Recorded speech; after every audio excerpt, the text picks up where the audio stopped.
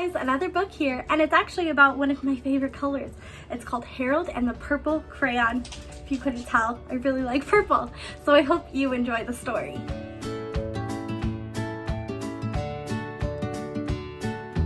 One evening, after thinking it over for some time, Harold decided to go for a walk in the moonlight.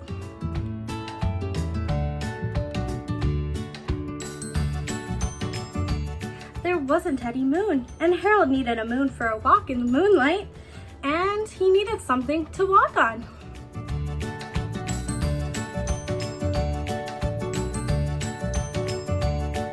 He made a long, straight path so that he wouldn't get lost, and he set off on his walk, taking his big purple crayon with him.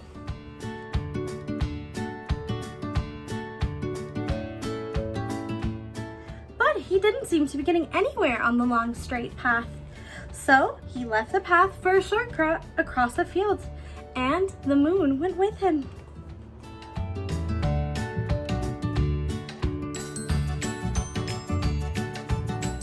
The shortcut led right to where Harold thought a forest ought to be.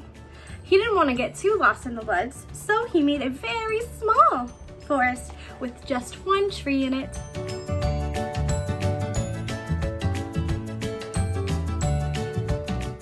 It turned out to be an apple tree. The apples would be very tasty, Harold thought, when they got red.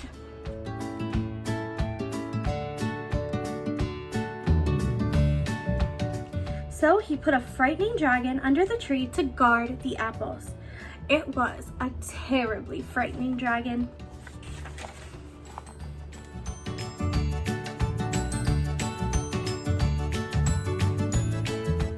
It even frightened Harold. He backed away. His hand holding the purple crayon shook.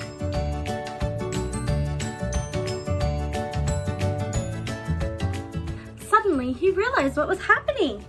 But by then, Harold was over his head in an ocean.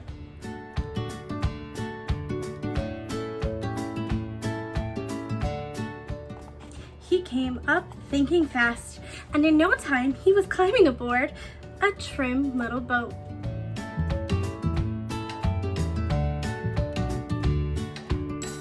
He quickly set sail, and the moon sailed along with him.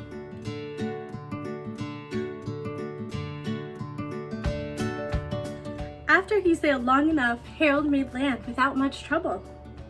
He stepped ashore on a beach, wondering where he was.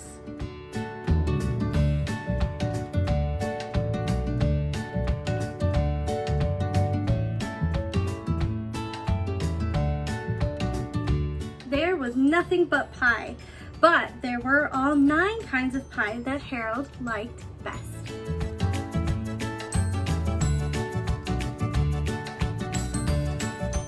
When Harold finished his picnic, there was quite a lot left. He hated to see so much delicious pie go to waste.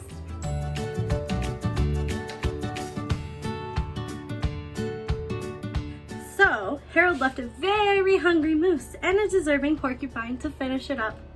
And off he went, looking for a hill to climb to see where he was.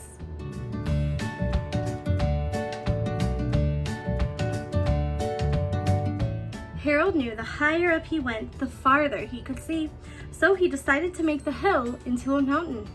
If he went high enough, he thought, he could see the window of his bedroom.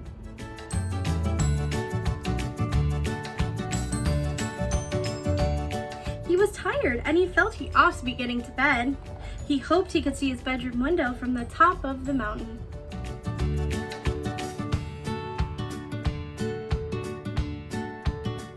But as he looked down over the other side, he slipped, and there wasn't any other side of the mountain. He was falling in thin air.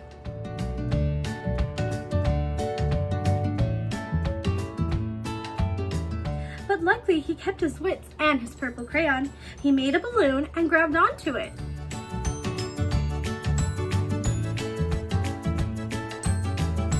And he made a basket under the balloon big enough to stand in.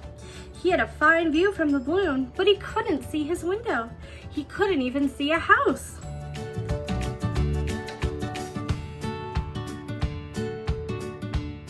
So he made a house with windows, and he landed the balloon on the grass in the front yard.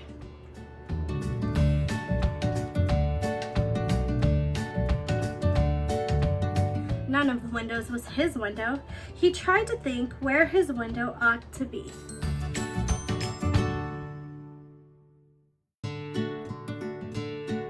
He made some more windows. He made a big building full of windows.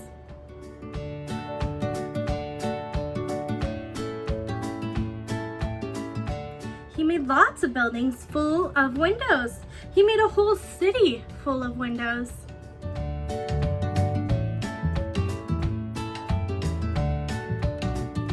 But none of the windows was his window.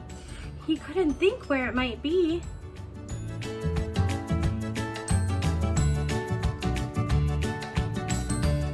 He decided to ask a policeman. The policeman pointed the way Harold was going anyways, but Harold thanked him.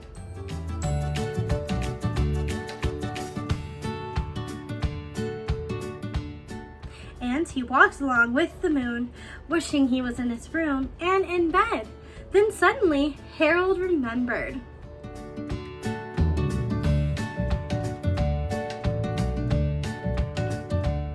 He remembered where his bedroom window was when there was a moon. It was always right around the moon.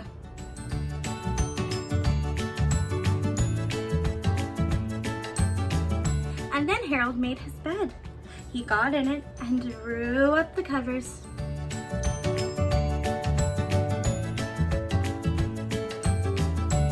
The purple crayon dropped on the floor, and Harold dropped off to sleep.